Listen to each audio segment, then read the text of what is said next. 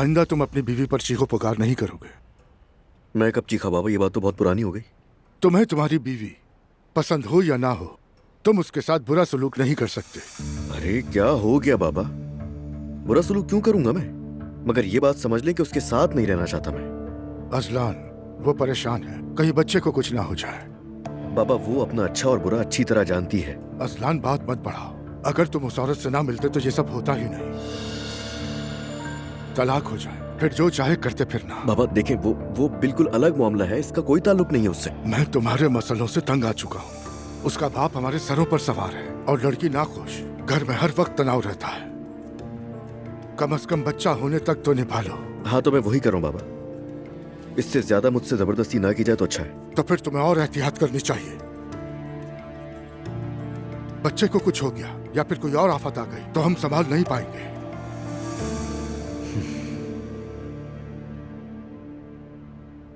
ईमान अंधेरे में एक रोशनी है, बेयकीनी में एक रहनुमा, दिल के गहरे गोशों में पलने वाली एक उम्मीद, मुश्किल वक्त में साबित कदमी की ताकत। हर चीज से बढ़कर एतमाद का एहसास है। हर जानदार का एहतराम तख्लीक का एहतराम है। शफकत जानवरों की आंखों में छलकती रोशनी की मानंद है। नेकी में सबकत जानवरों से मोहब्बत से शुरू होती है। हाय, अरे नूर, तुमने तो मुझे डरा ही दिया। क्यों चौंक गई? क्या देख रही थी तुम? अरे अम्मी कुछ नहीं, दरअसल वो मैं कुछ पढ़ रही थी और पढ़ते पढ़ते उसमें खो सी गई थी। अरे नूर बेटा, तुम मेरे साथ उस जगह पे चल रही हो, मुझे बहुत ज्यादा खुशी हो रही है। माँ बेटी का साथ आना जाना कितना अच्छा लगता है। हमेशा साथ साथ, कोई रोक टोक नहीं। अल्लाह का लाख लाख शुक्र है।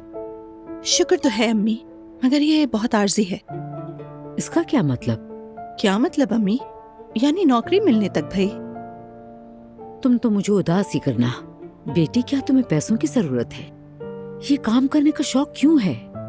अम्मी अल्लाह के वास्ते फिर शुरू मत कर दें प्लीज। अब बस कर दो नूर बेटा, काम करने की जिद मत लगाओ। मुझे तुम्हारी फिक्र रहती है। उफ अम्मी, आखिर क्यों फिक्र रहती है? अल्लाह अल्लाह, तो आदत डाल लेना। आखिर किस बात की फिक्र है? ना शादी हो रही है और ना ही तुम्हारे बच्चे हैं। अब इसके बाद क्या होगा मुझे नहीं मालूम। क्या कहना चाहती हैं बताएं, दिल में मत रखिए।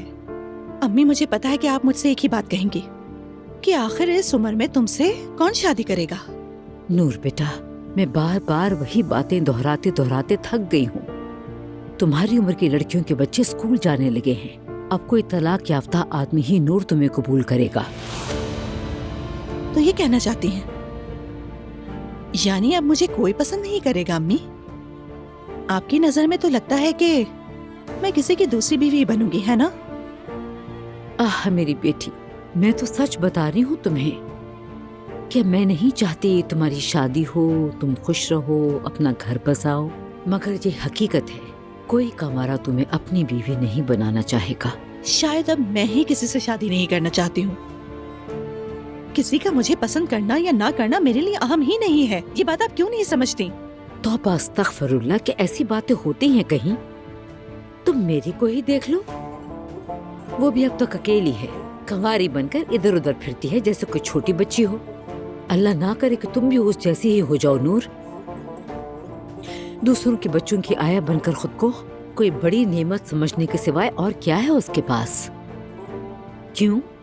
क्योंकि मेरी की अपनी औलाद नहीं है। अम्मी मैं समझ गई, आपसे बात करने का कभी भी कोई फायदा नहीं हुआ। हम फजूल ही बात किए जा रहे हैं। ख्वाब मत देखो नूर बेटा, तुम मेरे साथ उस घर आया जाया करो, कम से कम सवाब तो कमाओगी। अब मैं चलती हूँ।